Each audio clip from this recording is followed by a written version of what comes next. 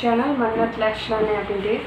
तो हमेशा की तरह मैं आज भी आपको अपने नोट्स से कुछ इम्पोर्टेंट फैक्ट्स और तथ्य बताने के लिए ये लेक्चर मैंने बनाया हुआ है। तो ये पॉलिटी की क्लास है और लेक्चर भी 4th है हमारा। मैंने जैसे कि ऑलरेडी पॉलिटी की 3 वीडियो लेक्चर अपलोड करवा दिए हैं। तो ये पॉलिटी से हमारा फंडामेंटल राइट में ही हमारे कुछ एक्सेप्शन वाले जो आर्टिकल्स थे उससे ये वीडियो उसके ही नोट्स मैंने बना के तैयार किए हैं। तो ये आर्टिकल हमारा 13 है। ये बहुत इम्पोर्टेंट आर्टिकल है और ये चैप्टर भी थोड़ा लेंथी है। ये आर्टिकल थोड़ा लेंथी है क्योंकि इसमें बहुत कुछ जानने को मिलता है हमारे कॉन्स्टिट्यूशन के बारे में। तो इसीलिए मैंने इसको ब्रेक डाउन करके इसके लेक्चर तैयार किए हैं। तो बिना किसी देरी के हम इस वीडियो को आगे बढ़ाते हैं। तो हम जानते हैं कि सबसे पहले हम जानते हैं कि हमारे ये आर्टिकल क्या है और इसमें क्या क्या दिया गया है।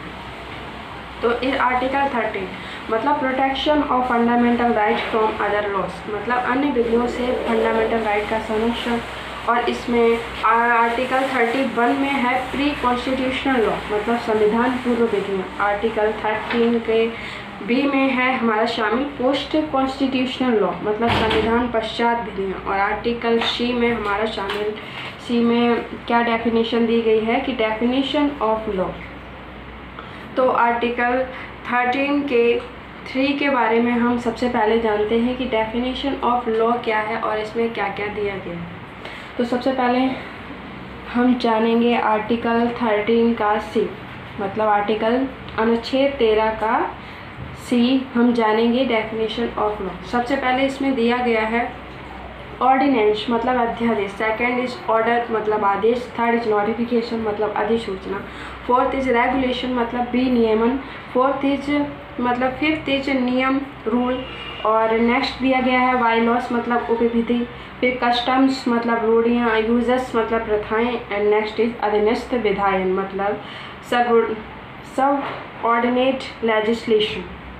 ओके, तो इसकी ये एक डेफिनेशन दी गई है कि विधि की परिभाषा में ये सब माना गया है और विधि की परिभाषा में कहीं भी कॉन्स्टिट्यूशनल अमेंडमेंट का जिक्र नहीं है या फिर वो शामिल नहीं है। किसमें? आर्टिकल 13 में कहीं भी कॉन्स्टिट्यूशनल अमेंडमेंट कहीं भी शामिल नहीं है। ये एक इम्पोर्टेंट बात है, तो प्लीज़ इसे थोड़ा ध्यान में रखते हुए चलें। नेक्स्ट हम इसी में जानते हैं 13 का जो 4th है, मतलब 4th भाग है। जैसे आर्टिकल 13 का ए, 13 का बी, 13 का सी, तो ये आर्टिकल 13 का डी है। इसमें क्या बोला है कि आर्टिकल 13 की कोई बात आर्टिकल 368 ए पर लागू नहीं होगी। Any point of article 13 will not implement article 368।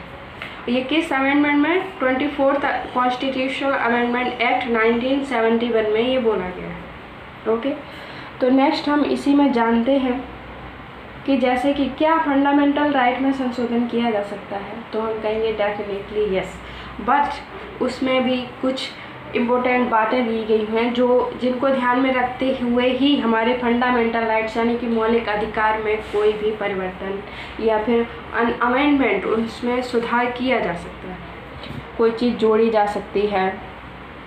तो आर्टिकल 13 में जैसे कि ये मैंने 2 पार्ट्स में इसको लिखा गया है।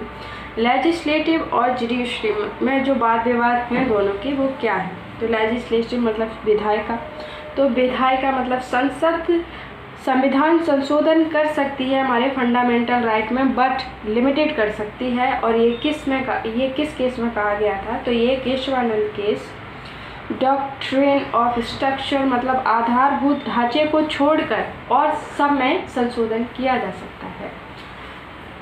ठीक है, और मतलब केशवानंद केस में ये बात कही गई है कि जो आधारभूत है हमारे डॉक्ट्रिन ऑफ स्ट्रक्चर का, उसको छोड़कर और सब में संशोधन किया जा सकता है। और जुडिशरी में कहा गया है न्यायपालिका, मतलब जो हमारी जुडिशियल पावर है वो भी न्यायपालिका में वो जो जुडिशियल पावर है वो भी लिमिटेड है। और आर्टिकल 13A, 13B, सॉरी गलत हो गया थोड़ा। आर्टिकल 13(1) का ए, 13(1) का बी और 31 का सी में कोर्ट इन मामलों में हस्तक्षेप मतलब इंटरप्ट करने का कोई भी राइट नहीं रखता है। ये आर्टिकल ऐसे हैं जिसमें मतलब जो हमारी न्यायपालिका है वो इसमें हस्तक्षेप नहीं कर सकती है। तो आज का वीडियो ये हमारा इतना ही आर्टिकल 13 के बारे में, जो कि एक बहुत इम्पोर्टेंट टॉपिक है हमारा।